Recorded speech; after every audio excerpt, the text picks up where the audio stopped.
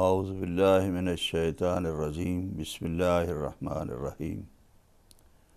الحمد للہ رب العالمین والصلاة والسلام علی سید الانبیاء والمرسلین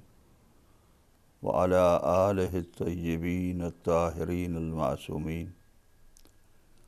الذین اذھب اللہ عنہم الرجس وطہرہم تطہیرا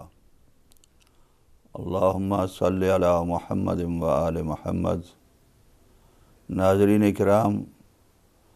و سامعین محترم، ہدایت ٹی وی کے ذریعے سے پروگرام معارف اسلامیہ لے کر آپ کی خدمت میں حاضر ہوں۔ پچھلے ہفتے اسی دن پیر کے روز آپ کی خدمت میں انسان کے بارے میں کچھ عرض کیا تھا کہ انسان کے بارے میں سائنسدانوں نے کیا کہا ہے اور قرآن مجید نے کیا کہا ہے، اور اسی بحث کو آگے چلاتے ہوئے آپ کی خدمت میں عرض کروں گا کہ انسان خود اور اس انسان کی معرفت جتنی بھی ہو سکے، خود انسان اپنی معرفت جتنی بھی کر سکے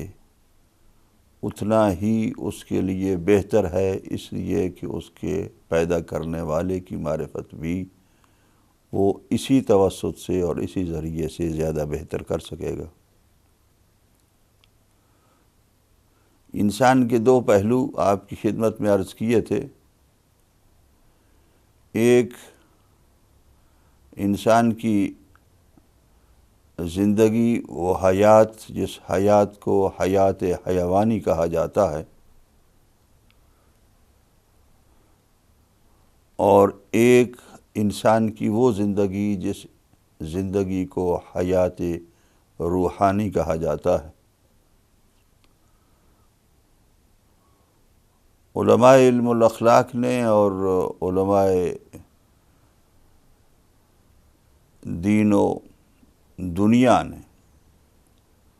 تقریباً اسی انداز سے اب جو لیٹسٹ سائنس کی بھی تحقیق ہوئی ہے اس کے اندر بھی یہی ہوا ہے، جو میں بعد میں آپ کی خدمت میں عرض کروں گا۔ نتیجہ یہی ہے، اور اللہ سبحانہ وتعالی نے جو ارشاد فرمایا ہے، جو انسان کی عظمت کے لیے اور انسان کی بلندی کے لیے اور پھر اس کے بعد فوراً انسان کو پستی کی طرف دھکیل دینے کا اعلان کیا ہے، اس میں بھی یہی ارشاد ہے۔ بسم اللہ الرحمن الرحیم لَقَدْ خَلَقْنَا الْإِنسَانَ فِي أَحْسَنِ تَقْوِيمٍ ثُمَّ رَدَدْنَاهُ فِي أَسْفَلِ السَّافِلِينَ۔ ہم نے انسان کو پیدا کیا احسن تقویم میں، انتہائی جو بہترین تقویم اور قوام تھا اس کے اندر پیدا کیا ہے۔ اس بہترین قوام یا اس بہترین ڈیزائن یا اس بہترین چیز سے جس سے اللہ سبحانہ وتعالی نے انسان کو خلق فرمایا، اس خلق فرمانے کے بعد ارشاد فرما دیا کہ ثم رددناہ فی اسفل السافلین، پھر اس کو اس کے پسترین درجے کی طرف جو ہے وہ اتار دیا۔ انسان کی زندگی کا ایک عرصہ ایسا گزرا کہ جس میں پیدائش کے بعد جو سورہ دہر کے اندر ارشاد ہوا کہ حل اتی علی الانسان حین من الدہر لم یکن شیئا مذکورا، کہ کسی ایک زمانہ ایسا بھی تھا کہ انسان قابل ذکر نہیں تھا، اس میں کوئی کسی قسم کا ذکر اس انسان کا نہیں کیا جاتا تھا۔ یعنی انسان تھا لیکن ذکر اس کا نہیں کیا جاتا تھا۔ وہ جو ایک انسان کی روح کی خلقت کے بعد اور جسم کی خلقت کے تک اور جسم کی خلقت کے اندر اس روح کا پھونک دینا یا اس نطفے کو اس جسم کے اندر ڈال دینا، یہ جو چیز ہے اس کے دوران جو زمانہ گزرا ہے وہ زمانہ ایسا گزرا ہے کہ جو بہت ہی طویل زمانہ ہے۔ اس طویل زمانے کے اندر جو ایک پروسیس تھا، وہ پروسیس کے اندر سے انسان کو گزارا گیا ہے، اور انسان کی جو روح تھی وہ روح اس وقت پھونکی گئی جب اللہ سبحانہ و تعالیٰ نے ارشاد فرمایا کہ ذا نفخت فیہ من روحی، ملائکہ سے، کہ جب میں اس کے اندر اپنی روح پھونک دوں تو اس وقت جو ہے وہ آپ یہ کریں کہ اس کے سامنے سجدے میں گر جائیں۔ اب وہ جو اللہ سبحانہ و تعالیٰ کا روح پھونکنے کا انداز تھا، وہ روح بھی اسی طریقے سے کہ اللہ نے اس روح کو اپنی طرف نسبت دی ہے کہ اپنی روح، یعنی روح وہ خدا کی جو ہے وہ ذات سے تعلق نہیں رکھتی ہے کچھ ہے، بلکہ خدا کی ملکیت سے تعلق رکھتی ہے۔ وہ شے کہ جو اللہ سبحانہ و تعالیٰ کی ملکیت ہے، اللہ کے قبضے میں ہے، اس روح میں سے جو ایک حصہ روح کا تھا وہ اس کے اندر، انسان کے اندر پھونکا۔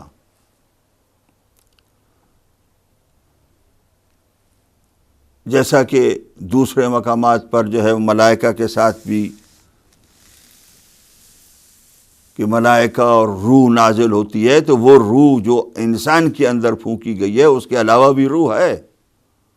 جو اللہ سبحانہ و تعالیٰ کے امر اور اللہ سبحانہ و تعالیٰ کی قدرت اور اللہ سبحانہ و تعالیٰ کی طاقت، اللہ سبحانہ و تعالیٰ کی جو ہے وہ قادر ہونے کے کہ اس کی امر جو ہے وہ اس کا وہ ہے، اور اس کی ایک روح ہے، وہ بھی جیسا سورہ انا انزلنا کے اندر ہے کہ تتنزل الملائکۃ والروح، کے ملائکہ اور روح نازل ہوتے ہیں۔ تو اللہ نے یعنی اللہ کی روح میں سے من روحی، اگر اس کو من کو تبعیضیہ بنائیں کہ اس کی جو ملکیت میں روح ہے، اس روح میں سے کچھ حصہ جو ہے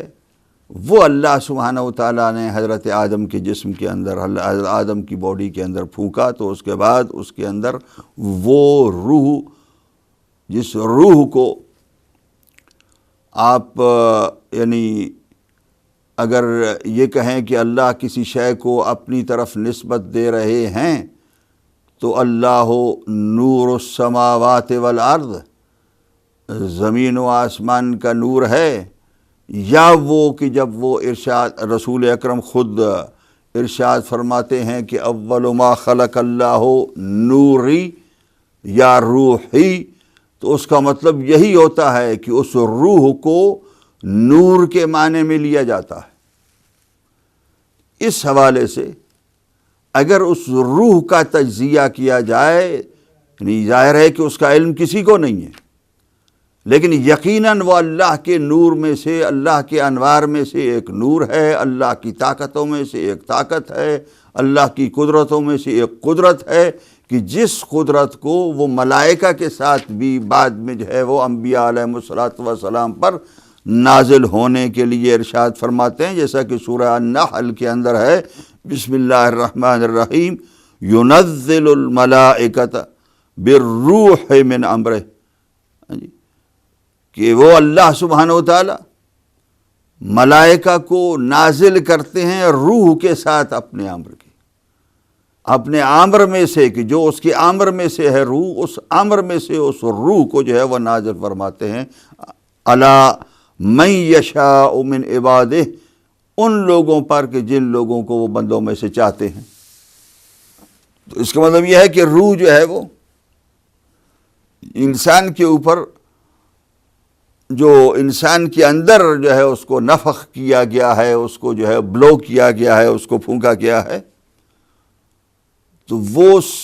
اللہ سبحانہ و تعالیٰ کی ملکیت میں اور اللہ سبحانہ و تعالیٰ کے جس روح کو آپ نے خلق فرمایا اور جس کو امر قرار دیا، جس امر کے ذریعے سے ساری کائنات کو پیدا فرمایا، وہ ساری کی ساری روح نہیں ہے، بلکہ اس روح کا ایک حصہ ہے کہ جو انسان کے اندر جو ہے وہ اللہ سبحانہ و تعالیٰ نے نفخ کیا، اور اس نفخ کے بعد انسان کے اندر وہ کمالات پیدا ہوئے، ان کمالات کو ودیت کر دیا، ان بلندیوں کو ودیت کر دیا کہ جو بلندیاں اس کے احسن تقویم کے ساتھ تعلق رکھتی ہیں۔ اور جب اسفل سافلین کی طرف، یعنی جب روح کے اندر ایک روحانی، اس کا پہلا روح کی خلقت تھی، اور اس روح کی خلقت کے بعد ایک زمانہ ہوا، اور اس زمانے کے بعد انسان کو پیدا کیا گیا، اور جب وہ مٹی کے اندر اس روح کو ڈالا گیا تو پھر اسفل سافلین کی طرف اس کو لوٹا دیا گیا، اس لیے کہ جب اس جسم کے ساتھ تعلق پیدا ہو گیا تو اب وہ اس جسم کے اندر، وہ مادیت کے اندر اور میٹیریل کے اندر اس روح کو جو ہے وہ رکھ کر یہ ایک اس کو پستی کی طرف گرا دیا، اور وہ جو روح خالی بلندی کی طرف جانے والی تھی، اس بلندی کی طرف جانے والی شے کو ایک ایسی شے میں رکھ دیا کہ جو شے اپنے آپ کو پستی کی طرف لے جاتی ہے۔ یہی مطلب ہے، اور اسی مطلب کے ساتھ روح کو بعض اوقات یہ کہا جاتا ہے کہ روح جب جسم کے اندر آتی ہے تو وہ جسم جو ہے وہ اس کے اندر اس کو نفس بھی کہا جاتا ہے، اور پھر اگر وہ جو ہے وہ نفسانی خواہشات کا پیچھا کرے انسان تو وہ پھر نفس لوامہ کی طرف اس کو جو ہے وہ نسبت دے دی جاتی ہے، اور اگر اس روح کی پرواز بلندیوں کی طرف اور تقوی کی طرف ہو تو اس وقت جو ہے وہ اس نفس کو نفس مطمئنہ قرآن مجید نے بھی کہا ہے۔ بہرطور انسان کے اس روح کے اندر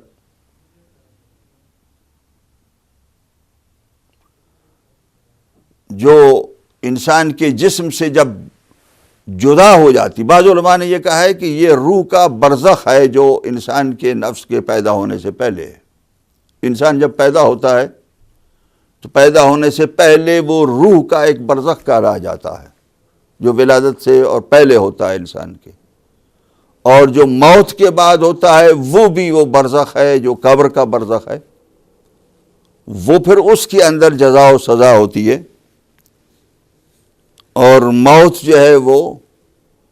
اس روح کو اور جسم کو جدا کر دیتی ہے، جس طریقے سے قرآن مجید میں ارشاد فرمایا کہ پہلے تم نہیں تھے، پھر وجود میں میں نے تمہیں پیدا کیا، پھر میں نے مار دوں گا، پھر تمہیں میں زندہ کروں گا، اس طریقے سے اسی سے زمین سے ہی میں تمہیں پھر دوبارہ زندہ کروں گا۔ تو موت جو ہے وہ جدا کرتی ہے یعنی روح کو اور جسم کو۔ قل ان الموت الذی، سورہ جمعہ کے اندر ہے، بسم اللہ الرحمن الرحیم، قل ان الموت الذی تفرون منہ فانہ ملاقیکم، موت تمہاری ملاقات کرنے والی ہے، ثم تردون الی عالم الغیب والشہادہ، پھر عالم غیب اور شہادت جو ہے وہ عالم کہ جو غیب کا بھی عالم ہے اور حاضر کا بھی عالم ہے، اس کے پاس تمہیں پلٹا دیا جائے گا۔ تو بہرطور روح کا جدا ہونا، ایک روح جدا ہوتی ہے اس وقت جب انسان جو ہے وہ سو رہا ہوتا ہے، تو اس وقت بھی روح جدا ہوتی ہے، لیکن سوتے وقت انسان کی روح جو ہے وہ پورے طریقے سے بدن سے منقطع نہیں ہوتی۔ بعض روایات کے ذریعے سے یہ معلوم ہوتا ہے کہ روح کا بھی اسی شکل کا ایک جسم ہے کہ جو ہم اس دنیا کے اندر شکل و حیت رکھتے ہیں، اور اس جسم کے اندر جو روح کا جسم ہے وہ اس جسم کے اندر روح جو ہے وہ چلی جاتی ہے موت کے بعد۔ اور اسی وجہ سے یہ ہے کہ جب مرنے والے جو ہے وہ جو پہلے مر چکے ہوتے ہیں ان کو اپنے عزیز و اقارب کو ایک دوسرے کو دیکھتے ہیں تو پہچان لیتے ہیں. ان کے پہچاننے کا مطلب یہی ہے کہ وہ شکل ایسی ہی ہوتی ہے جو دنیا کے اندر اس جسم کے اندر ہے، تو وہ روحانی شکل بھی یہی انسان کو دی گئی ہے. اسی شکل کے ساتھ وہ انسان جو ہے وہ قیامت کے دن بھی جائے گا، یا اس روح جو برزخ ہے اس برزخ کے اندر جو ہے وہ آگے پیچھے جو اس کو جہاں پر رکھا گیا ہے اس کے اعمال کے مطابق اس کے اندر وہاں پر وہ رہے گا اس جسم کے ساتھ. البتہ خواب کے اندر بھی انسان کو جب خواب آتی ہے تو اس وقت بھی روح جو ہے وہ یعنی ایک لحاظ سے جسم سے جدا بھی ہوتی ہے اور ایک اس کے ساتھ تعلق بھی رہتا ہے. ایک تعلق اس کا اس جسم سے ہوتا ہے کہ جو تعلق جو اس کا جسم جو ہے وہ روح کا اپنا جسم جو برزخ کے لیے بنایا گیا ہے، اور ایک تعلق اس کے اس جسم کے ساتھ ہوتا ہے کہ جو اس دنیا کے اندر زندہ رہنے کے لیے جو ہے اس کو جسم دیا گیا ہے. اور اسی طریقے سے خواب کے اندر بھی انسان جو دیکھتا ہے تو بعض اوقات اس روح کے جو جسم ہے اس کے ساتھ وہ آگے پیچھے جب سفر کرتا ہے، جبکہ اس جسم کے ساتھ تعلق باقی رہتا ہے پھر واپس آنے کے لیے، تو اس لیے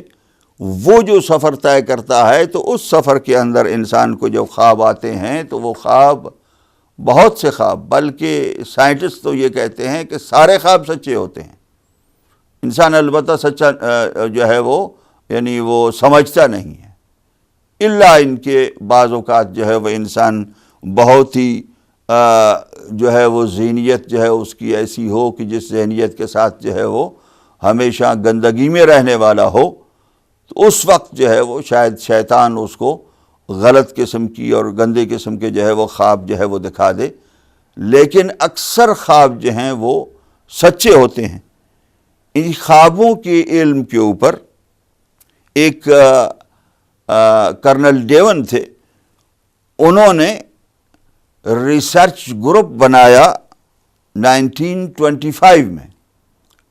اور اس ریسرچ گروپ نے خواب کی تحقیقات جو کی تو انہوں نے ان تحقیقات کو ایک کتاب کے اندر درج کیا اور اس کتاب کا نام رکھا این ایکسپیریمنٹ ود ٹائم.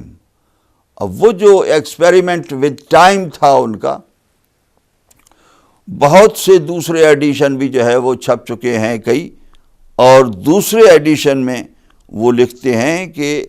انسان جو ہے وہ ایک سول ہے، یعنی اب وہ ایک روح کی طرف متوجہ ہوتے ہیں. وہ جو ان کے سامنے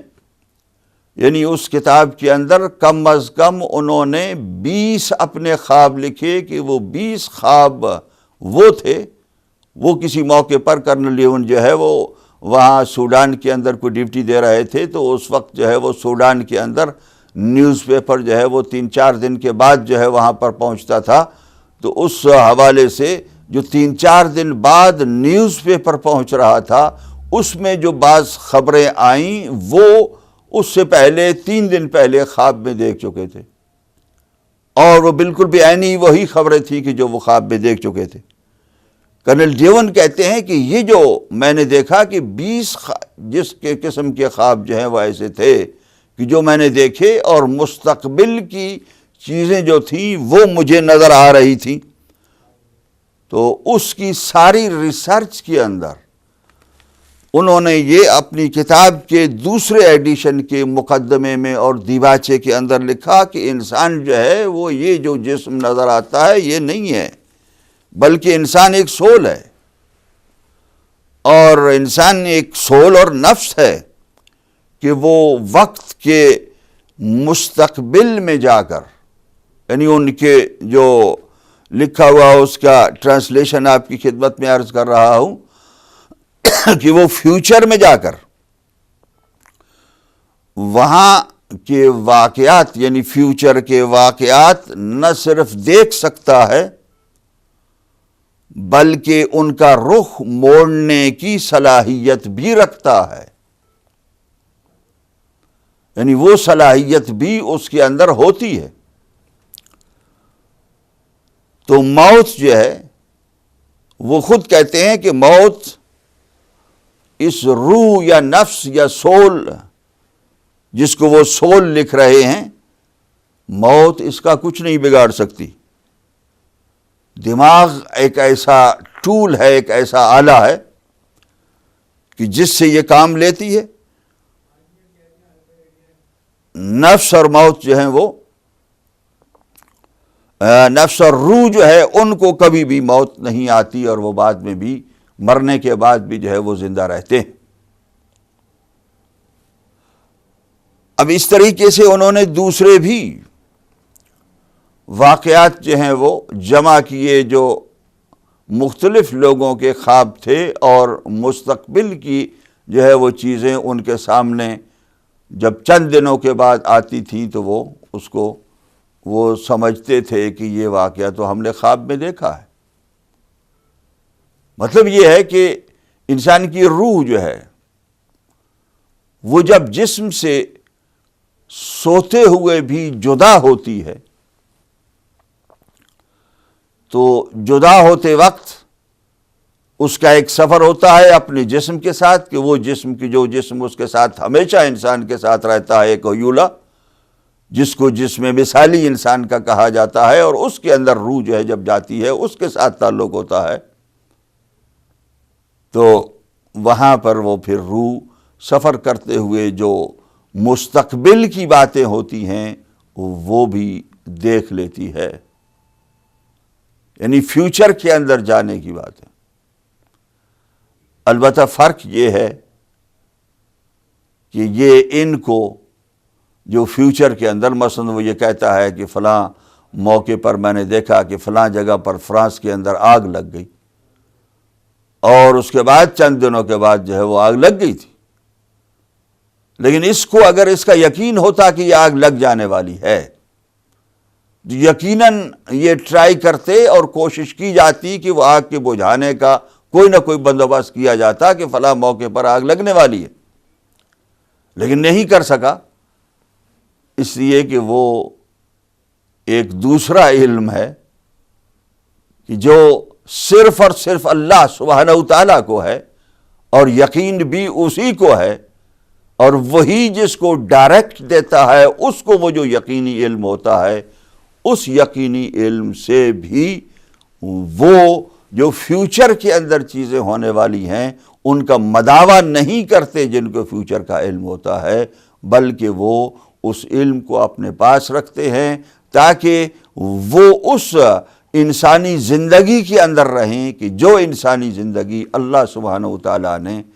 اس انسان کو مکلف بنا کے اس کا وظیفہ شرعی بنا کر اس دنیا کے اندر بھیجا ہے، اس کے مطابق زندگی گزارنے کی وجہ سے، نہ یہ کہ اس روحانی طاقت سے، کہ جس روحانی طاقت کے ذریعے سے، جس اسپریچول طاقت کے ذریعے سے انہوں نے وہ سفر طے کر کے وہ معلومات، وہ علوم جو ہیں وہ حاصل کیے ہیں۔ ابھی اب تھوڑی دیر کے لیے وقفے پر جا رہے ہیں، وقفے کے بعد انشاءاللہ اسی بحث کو آپ کی خدمت میں جاری رکھوں گا۔